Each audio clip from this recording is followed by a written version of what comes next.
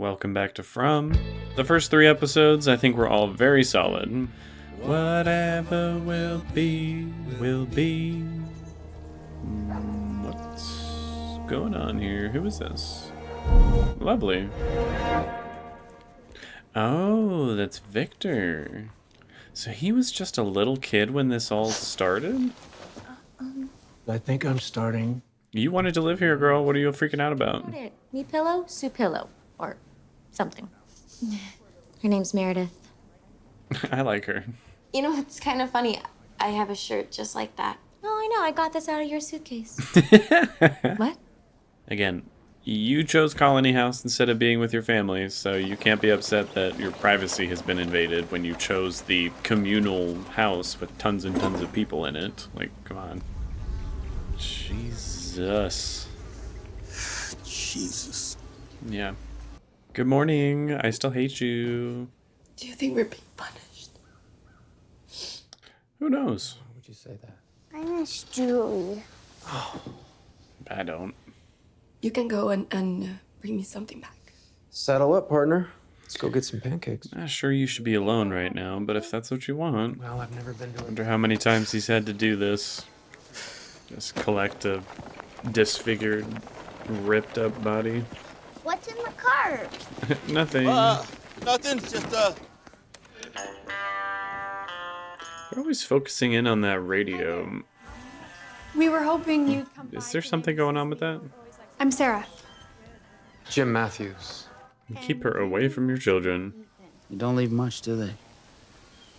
We leave enough. just make sure he's buried with his family. You gonna mention in your little service how you're the one who wanted him dead? Feel better now? Not yet. And Just bring back the cart when you're Boyd dead. is correct. Like, the service is a little bit laughable if you ask me. No, come on. Don't look at me like I'm fucking crazy, okay? I know what I saw. I'm not. It's just... That's kind of rich to be like, oh, I believe in the monsters out here that are killing us all, but I don't believe that you saw something weird. Again, I find that very frustrating. Like, oh yeah, the monsters that rip us apart and the fact that we can't leave this town, that's all real. But you seeing something that just disappeared, that couldn't possibly be real. Like, what? I'm loving his half up, half down hairdo as well. Looks nice. Do we live here now? No. Yes, yes. Sometimes I pretend that's where Thomas went. What?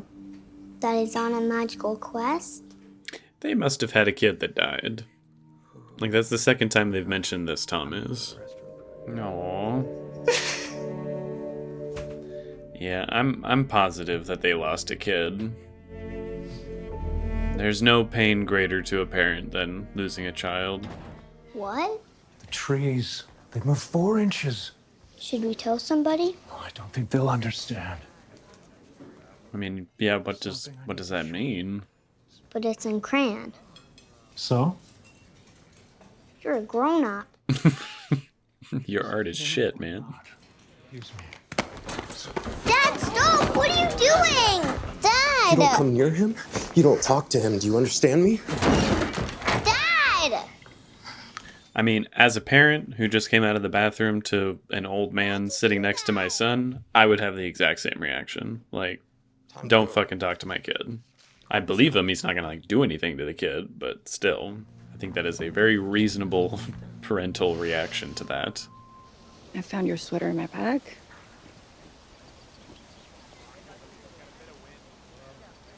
You're welcome. We miss you. We'll talk to Donna about, you made a mistake, that you changed your mind. I did. Why do you always do that? Not the best way to go about that, Mom. I didn't say that. I'm not with Julie, but I kind of see why she's upset. Thomas is dead, and I know that it's hard, and I know that you lost, but we all lost. You're enough for you. It's not that simple. It's not that simple. I can't do this right now, please. I'm not trying to make this more. I'm sorry. I mean, again, I agree with Mom there. It's not that simple. Like, we all lost. Yeah, well, you didn't lose the child that you carried to term and everything. It's a little different for a mother than it is for a sibling. It just is. The RV that the family came in, they were driving here. Ooh, really? We're in Austin, Texas. Christy, the medic, she was in Detroit. So the tree pops Every up single one of these pins is anywhere. a different resident who drove in from a different location. Yeah, it does that sometimes. Look, I'm just trying to tell you. Wait, why though? If you can't I'm a little with Jade here. Like, you guys are just accepting this rather than trying to figure it out.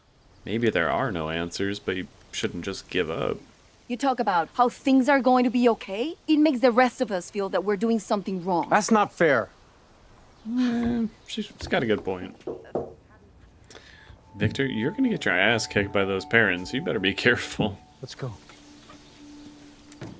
Now I'm starting to have some issues with Victor again. I'm not having this conversation. Yeah, I'm not really Okay. in the mood. None of this is really about them, is it, Boyd? You're gonna want to be very, very careful about what you say next. Or what? Or he's gonna kick your fucking ass. But you were the one who found the talismans. You created order from chaos. How You did he made- find them? But they need you to be strong. To hold this place together. It's a little too much to be putting on one person, if you ask me. And I guess that means his wife was ripped apart by the monsters. There he is. What's the matter? Just go run up and grab the kid. Be like, who are you? What's your deal? Ethan! Oh, shit. Ethan, sweetie, where are you? Where did he go? It's a weird looking tree. What's supposed to happen? A far away tree? Could be nothing, or it could be. What?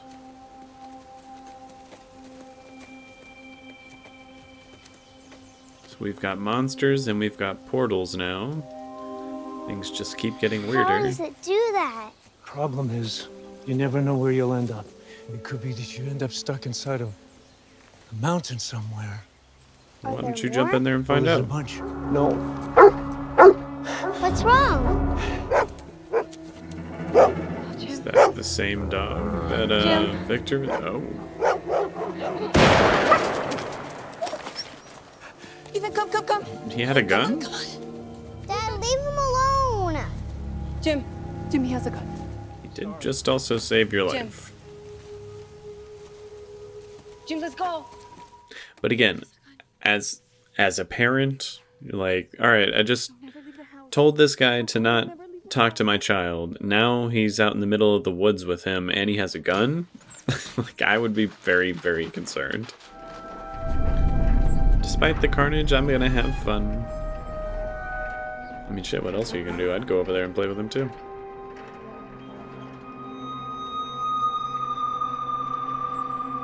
It's so weird. Who is that child? What is that child? But wait, there's more. Ah, there is more. A very strange looking mural on the back as well. Also from the intro. It's all yours. That is very nice of them though. Oh my god. You're walking better.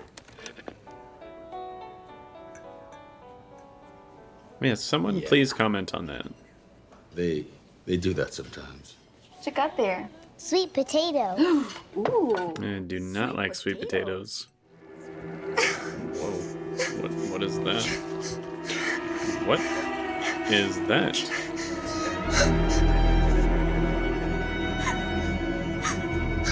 Is she just imagining that? Or was that really happening?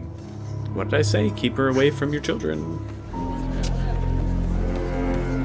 What's going on now? I was just trying to get a head start this time. That's very ominous.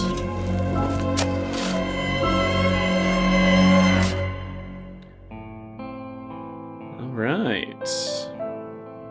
I like that one more than the previous episode. So this was a rather interesting episode that I do feel like expanded on the mystery of things going on just a bit, without giving really anything away. There weren't really any answers in this episode, but it did sort of expand the mythos, which I enjoyed. Still perhaps a bit on the slow side, but I feel like there was more happening in this one. There was a bit more progress to the overarching story. It was interesting to see some flashbacks to Victor as a child. Like he came out of the cellar that Jade has been investigating, which is interesting. I wonder if there's a connection there or if that's just coincidence.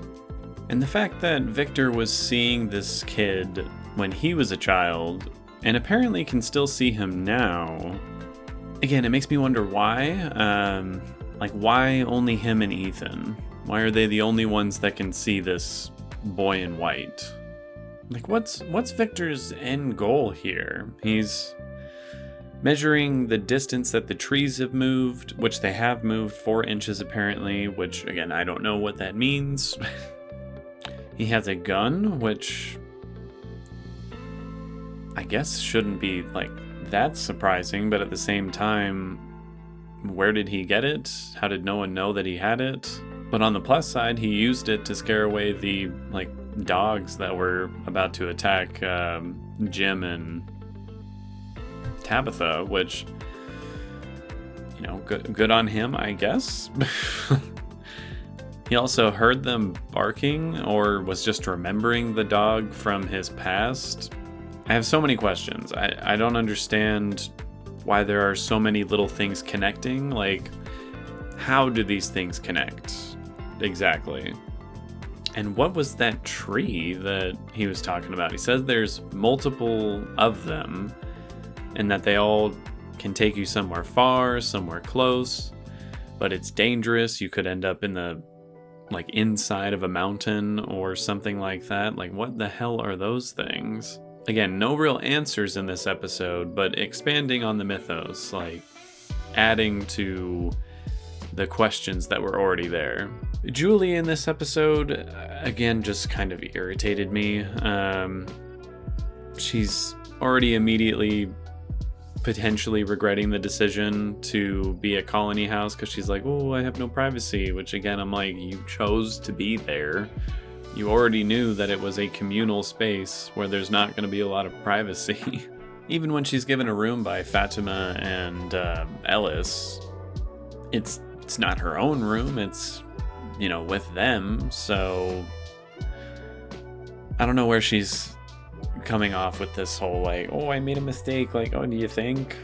Like, you should be with your family right now. She's just throwing a fit because they're gonna get a divorce, which I know can be difficult on a child, like, I've experienced it myself, but to just hate on your family and distance yourself this much at this particular time when you are stuck in a place that is extremely dangerous, it really rubbed me the wrong way. I'm like, I do not like her as a character. She really frustrates me. I'm hoping at some point she gets a lot better, because right now I'm like, I cannot stand you, dude.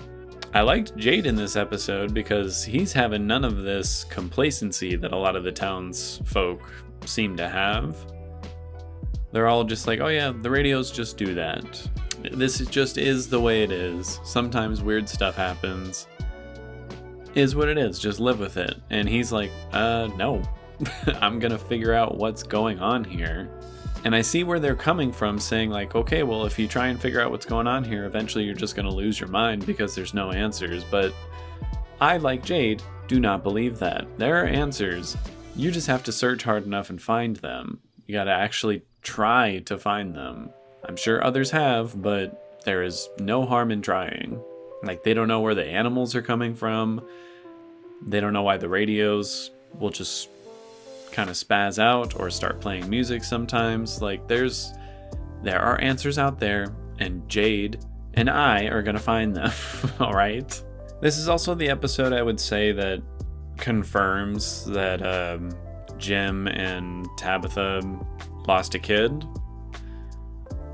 They still never explicitly said, you know, like, oh, the death of our child is what's causing all these issues in the family and this divorce. But I mean, they said everything but that explicitly, so I'm just gonna go with that straightforward. I'm pretty sure they lost a kid named Thomas. Still not sure how. I don't know if it was due to negligence or like a miscarriage or anything like that, but it's clear that that's causing a lot of issues. Still did not like Julie saying, like, oh, we all lost Thomas. It's like, yes, and you all have a right to grieve and be upset about that, but again, it's a little different for a mother and father losing their child than a sibling losing another sibling.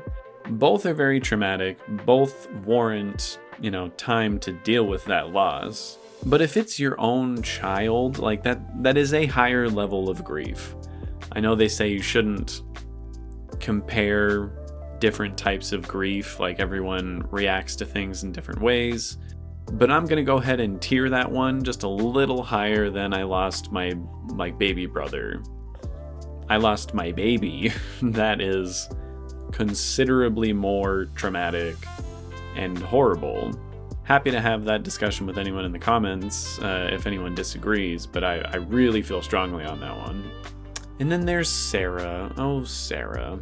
I don't know if her veins freaking out and spelling out kill the boy actually happened to her, or if, again, that was just like a hallucination that she had.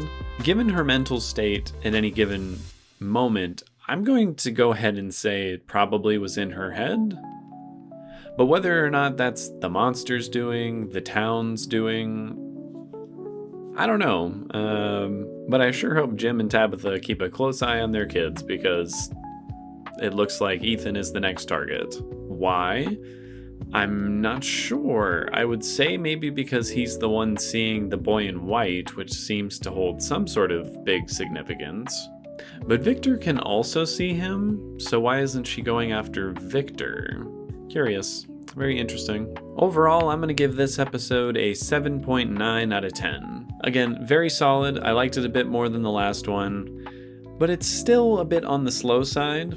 And the fact that this was nothing but more questions and no answers to really anything does mildly frustrate me.